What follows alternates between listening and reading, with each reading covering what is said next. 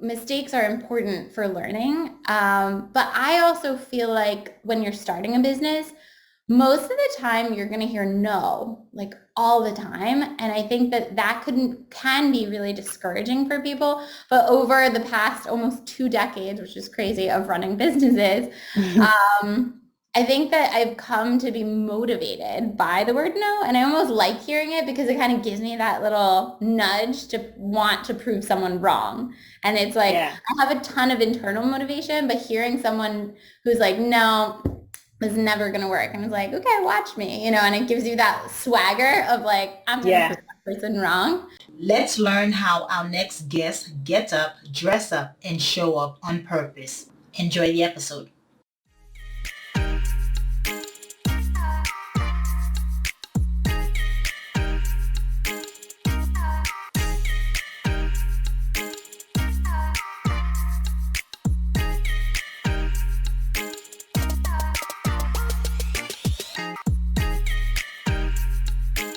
Hello, morning enthusiasts. Welcome to the Best Morning Routine Ever podcast. I am your host, Dr. Lunid, and today I have the privilege of introducing a very special guest to the show, Jess Davidoff.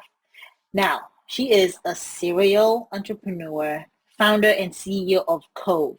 I don't want to give it away, but she designed this amazing tool that will help your most intimate space at home, your closet. Okay, so with no further ado, Jess, welcome to the show. Amazing. Thanks so much. I'm so excited to be here. Yeah, it's such an honor. As a serial entrepreneur, I know you've had multiple businesses, but right now we're talking about Cove. But tell us about how that journey began. When did you become an entrepreneur?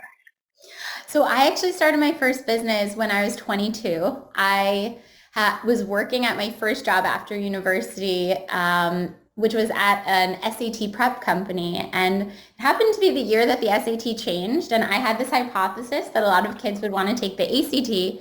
And I really wanted to write ACT prep curriculum. So I went to the owner of the business and I said, I want to write new curriculum. I think this is going to be big. He told me I was crazy and that no one would ever take the ACT in New York. So I quit and I never talked to anyone about the decision. I just quit on the spot. I found myself a bartending job, and I bartended at night and wrote this curriculum during the day for 6 months. And then I launched my business and it really took off. So many students were taking the ACT and it just grew really organically from there. And then that was really the start of my entrepreneurial journey. I went on to start 2 additional companies that were acquired. And then after that third one was acquired, I set up a brand incubation and growth studio that allowed me to work with creative founders to launch their businesses. Yeah. And then Cove happens to be the first brand of my own that has gone through my Easton Ray kind of brand incubation process. Look at that. And all your businesses have been acquired, bought off, sold. Yeah, so my first one, I sold part of the curriculum to a publisher. The other two that I started were acquired. The whole business was acquired. And then with the brand incubation studio, none of the brands have been mine aside from Cove. So I've worked on launching beauty brands, fashion, accessories, spirits brands, but it's usually a founder comes to me and then we have this business in a box service that takes them from idea to launch. And then they kind of like take it off into the world and I stay on board as a strategic growth advisor. Oh, that is super nice. So Yeah. you are naturally just creative. It's easy for you to come up with ideas or see the big picture and then give them the tools to execute. Yeah, it's been really awesome because I feel like it allows me to have creativity, but also allows me to kind of incorporate a lot of math and finance, which is something I love and I love teaching people about, but at the same time, which is really cool. Very nice. And so now we have Cove. Tell Mhm. us what is Cove and the genius behind it. So Cove is a brand where we're creating products for the hidden spaces in your home, starting with your closet. And the first product that we launched is a garment hanger that I patented that allows you to hang long dresses on the short rack of your closet. And I had that idea because I live in Manhattan, and no matter what kind of apartment you live in, you're never going to have enough closet space. And I happen to wear a lot of long dresses, and my half of the closet, which I share with my husband, was always a Yeah. disaster because with long dresses, I didn't have a long hanging space. And so I was hanging them on the top rack. They would like hang over the front. I tried putting them behind, and then they were getting snagged by the other hangers. I tried hanging them on the bottom rack, and they'd get totally wrinkled on the floor or covered in dust. So I was like, this is crazy. Like, so many people have long dresses. How are there no hangers on the market? And so I started toying around on my friend's 3D printer and created a couple of prototypes. And then I ended up writing the patent. I worked with an attorney to help me with that. And then once I got the patent, I started to look for manufacturing partners to help take it to market. And so we did a soft launch in April, and then the full launch in June of this year. So it's still a new company, and we're so excited about it. And we have a lot of ideas for other products for more of the hidden spaces in your home to be launching in 2023. How's the market responding to this idea? People love it. Like, it's so funny to get these comments from people like, oh my God, this is genius. And it's so special to just hear from people who are like, I've needed this. How did nobody come up with this before? And we actually just yesterday won the Good Housekeeping Award their organizing and cleaning awards, which was so awesome. And they have such incredible reviewers on their panel who are just such rock stars, and like hearing their comments was just like so special. Yeah, no, that's great. Congratulations. Thanks. Thank you so much. Then yeah, that is a great idea. You're right. A lot of people do have women have maxi dresses. Yeah. They're Because honestly so easy. You don't have to like match, things. You don't have to think about two pieces. It's just like one and done, and it's like super comfy. accessorize it with a pair of earrings or a belt and you good to go. Put a jean jacket over it, Yeah, put on some exactly. heels. So Exactly. tell about maxi dresses, these summer long dresses. How can that enhance one's femininity? So I personally love dresses. I feel like they're just like so fun and easy and versatile. Like, you can wear it to the beach, you can wear it to a really nice dinner, you can wear it while running around playing with your kids because, you don't have to worry about like shorts, or a short dress like flying up. And so I think that they're just like really special. And if you kind of like look back like historically, like, women's wear originated with these like long dresses, and they kind of got shorter over time, but it really like has this like very like timeless quality to it. Elegance, Mm-hmm. Yes, exactly. quite elegant, and it shows that respect, that self appreciation and self love. I think comes through once you Yeah. have that on. Yeah. Yeah. So as a serial entrepreneur, I'm sure it wasn't all roses along the way. So talk to us about some of the challenges that you encounter in overcoming.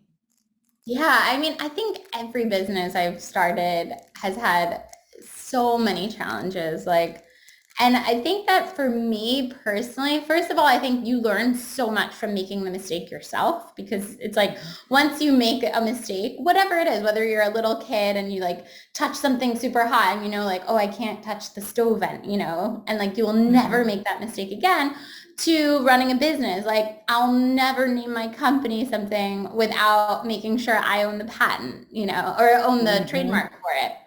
Um, so I think mistakes are important for learning. But I also feel like when you're starting a business, most of the time you're going to hear no, like all the time. And I think that can be really discouraging for people. But over the past almost 2 decades, which is crazy, of running businesses, um, I think that I've come to be motivated by the word no, and I almost like hearing it because it kind of gives me that little nudge to want to prove someone wrong. And it's like Yeah. I have a ton of internal motivation, but hearing someone who's like, no, this is never gonna work. And it's like, okay, watch me, and it gives you that swagger of like, I'm gonna Yeah. prove that person wrong. So I kind of like that. But I think the mistakes, it's just like I think having advisors is important, so you're not like constantly making super costly mistakes. But I think, mistakes are inherent in just growing as an entrepreneur. Yeah, they help you fail forward. Yeah, exactly. They help you get better. They help you learn, because you have to know failure to know success. You can't be successful without it, honestly. Yeah, it's so true. It's so true. Any businesses. So for you, any encounters that you've had with the different businesses in terms of relationship wise that you've had to manage and people that you had to cut off or bring on? You talk about advisory boards and needing to have them on your side so you're not making these huge costly mistakes. What about the opposite effect? Yeah, so I think, I think the hardest thing for entrepreneurs is figuring out the right people to surround yourself with, and you're never going to get it right from the get-go. And so I think, the most challenging thing for me is I am a huge people person. I usually like fall in love with people who, as soon as I meet them, and want them to be lifelong friends. And I think when you're starting a business, a lot of people think of their business and their colleagues as family, and they'll often even refer to like, we're a family. And when you think about that, I think it's great, but like I'm never firing my cousin. I'm never kicking my cousin out of the family. I'm never going to tell my son like, all right, you're out of here. Yeah. So I think by thinking about your company as a family makes it really hard to be able to be objective with relationships. And I think the biggest lesson I learned with relationships is that sometimes when you're starting a business, your business is going to change drastically when you go from yourself as a solo founder to 3 people, from 3 people up to 10 people, from 10 people to 30 people. And that person that was with you as employee number 1, when you get to employee number 30, even though they were your right hand, they might not have the skill set of managing, an 8-person team, even though they were the first employee. So I think it's really important to kind of allow people to evolve as your company is evolving, and be really transparent with them along the way to make sure feelings don't get hurt, toes don't get stepped on, but at the same time, you're not doing something that's going to have a negative impact on your business by keeping someone in like a super leadership role who doesn't have the skill set, which will frustrate other people at the company and it'll kind of hinder your growth. Yeah. Assess their skill set. Exactly. Assess the skill sets to see if it is still a good fit, or if the business can grow with them. Because Jim Rohn says when you grow, your business grow. So as you, the entrepreneur, is growing, you want to ensure the people around you are growing as well, Yeah. to level up per se. Exactly. 100%. I think, especially for younger people who were there from the get-go and took a huge risk by joining you, you need to think about how you can also train them and teach them and give them the learning opportunities to grow and not just continue doing what they were doing, but also not, throw them in the deep end without knowing how to swim. Yeah. Let's talk about your growth process. Let's talk about the habits, the principles that you have in place. Like, how do you get up, dress up, and show up to continue to maintain this level of creativity, but to continue to keep producing at this optimum level? So I am a very big proponent of like constantly thinking about North Stars. Like I don't necessarily love the idea of a goal. But I do think that like there should be like a North Star, like a theme of like what's your most important aspect of your life right now, and realizing that it's going to evolve and change every year. And so I do these monthly check-ins with myself on the first of every month, of talking to myself, okay, like what are my North Stars? And I write out like all of my most important things of like how I want to spend my day, how I want to really cultivate my week. and really check in with myself, like, am I doing all of those things that I know will bring me the most happiness? And so, I think one of the things that you can do, like with an entrepreneur, and I made this mistake several companies ago, is when you're in those early days, there's no shortage of tasks. Like you can literally stay up till 3 in the morning every night, wake up at 7, and like you'll still never finish and you'll never take a break. But at the end of the day, I was doing that and I wasn't working out. I was ordering takeout all the time. I wasn't cooking. I wasn't walking. I was like sitting in my, apartment or my office. And I was realizing like, wow, like I'm kind of not happy even though my company is doing so well. And then I really started to like dive into what I personally need, like what are my personal deal breakers in order to make me happy. Because if I'm not happy, then even as hard as I work on my company, it'll all fall apart because I'm just going to get burnt out. So I think putting up those guardrails is really important. Right now, in my personal journey, I have a 3.5-year-old son. And so my North Star is being able to have the autonomy over my schedule. So like, I won't take on opportunities that are going to like be super rigid with my schedule because I love spending time with him and being super present and being able to like shut my email and phone off during those hours. And so that's my, current North Star. When he's 10 or 13, and he wants nothing to do with me because I'm not going to be cool anymore, like then my North Star is probably going to change. So I think you need to kind of say like, what is working for me? What do I need right now? How do I need to evolve? Like before him, I would wake up every morning at 4:25 in the morning. I had like an extensive morning routine, and that's just not feasible now because now he needs me as well. So I also think like you have to pay attention to where you are in your life.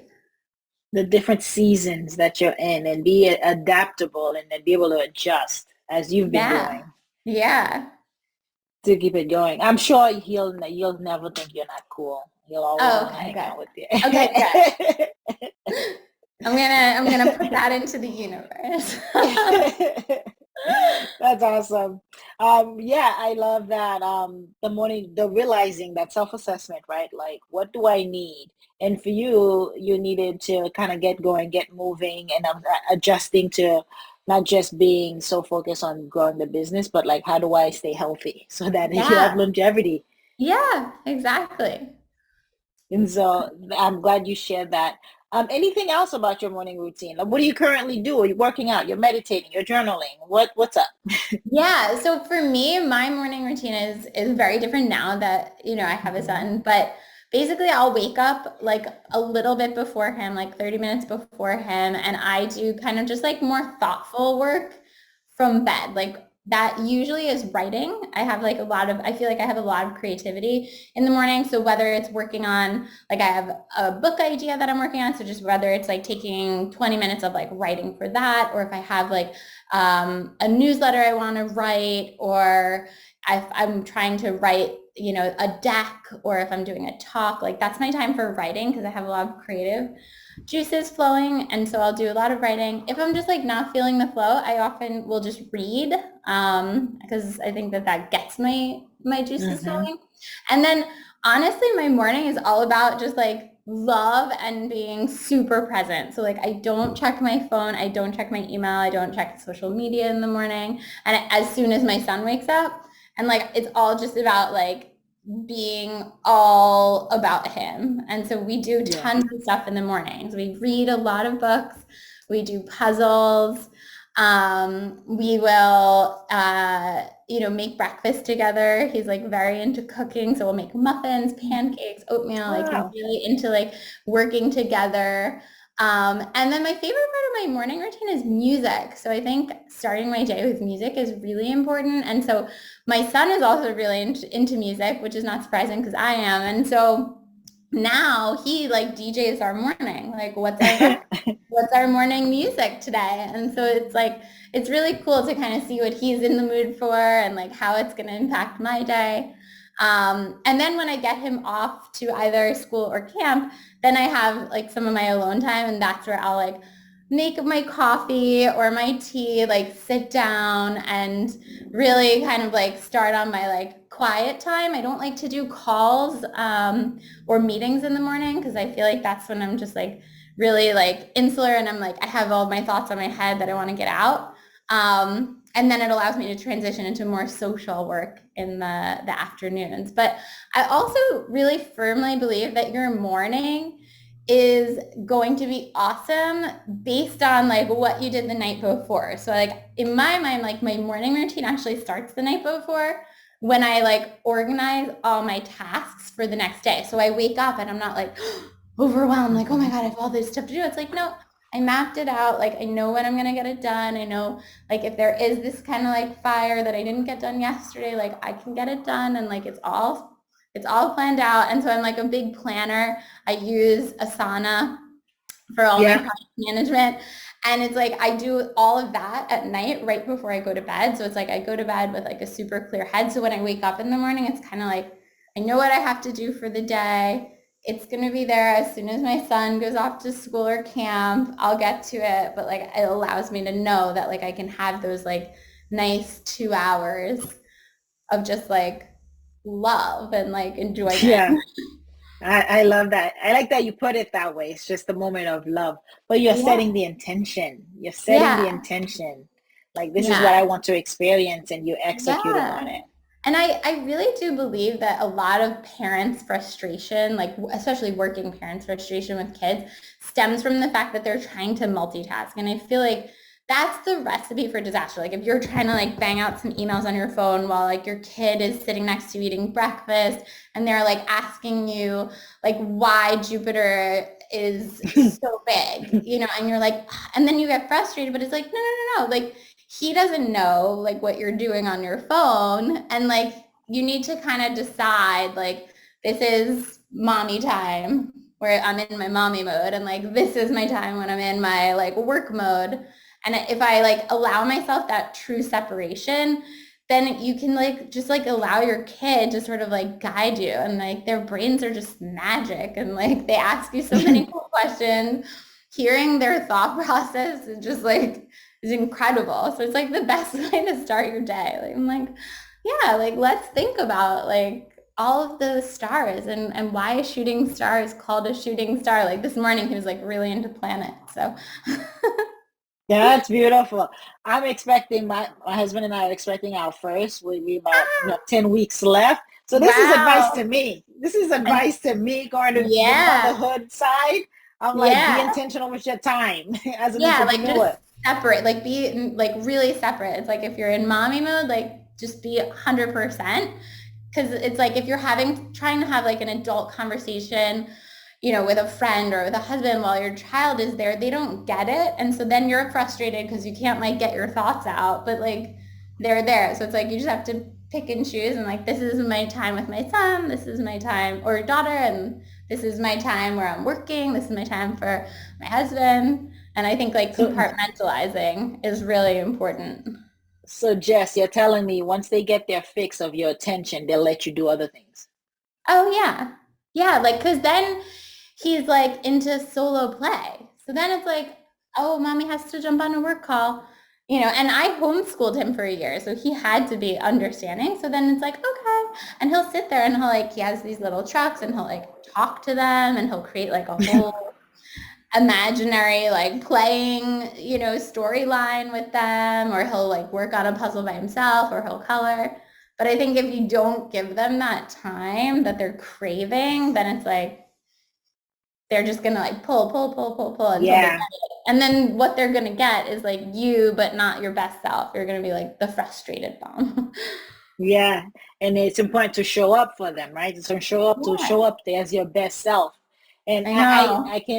I can definitely understand that because I hung out with my sister's kids. She has three of them, and we got up and did morning routines, and that's something they didn't do. They don't do it without me being there. And they're Yeah, getting up and says, "What are we? When are we going to get our day started? You know, we're going to journal. We're going to work out. We're going to have breakfast." yeah, And that attention, like you said, was sufficient. It just needed to give them that time, play with them, and then they will entertain each other off them place do solo yeah. play. Yeah, It, it's so true. It's like I can get in like once I give him his time and feed him breakfast, like I will like then like in my time after my coffee, it's like full on, like I do my workout, like the whole thing, and it's nice. And the morning routine does help you to show up for him. It helps you show up for your clients. It helps you show up for your business, your husband. And it's important to like have that solo time. For you, it's, the half hour getting your creativity out, but it preps you for Yeah. what the days is going to Yeah, bring your way. I love that time of just like writing and like, and I sometimes I write about just like personal journals, but I think it's just like for me, like words are my passion, so it's like writing and like putting it all out there, I think is great. Writing is a form of meditation. I was reading about that, like written meditation, and it's like it's so interesting. I do Allows you to meditate, but I focus. like to meditate after my workout because I feel like at that point I have like all the like good juices flowing and it's like, and then I can like fully relax and like Yeah, soak absolutely. it I all, can soak it resonate. all in. Yeah, take all the happy hormones, the serotonin, you'll take it. Yeah, exactly. Awesome. Jess, tell me, how can we connect with you? Where can we find you? So I'm online. I'm on LinkedIn as Jess Davidoff. I'm on Instagram as Jess B Davidoff. And then my brand, so you can find Cove on any platform at Create Your Cove or at createyourcove.com. And then for my brand incubation studio, we're Easton Ray, which is RAE .com or Easton Ray Brand on Instagram. No, very, very fantastic. Thank you for sharing with us. We really enjoyed your Yeah, presence. Thank you for coming. amazing. Yeah, thank you so much. This is such a great conversation. Awesome. Hope you enjoyed today's episode. Please comment and tell us what was your favorite part, your favorite habit that you are going to try out for yourself today. Comment below.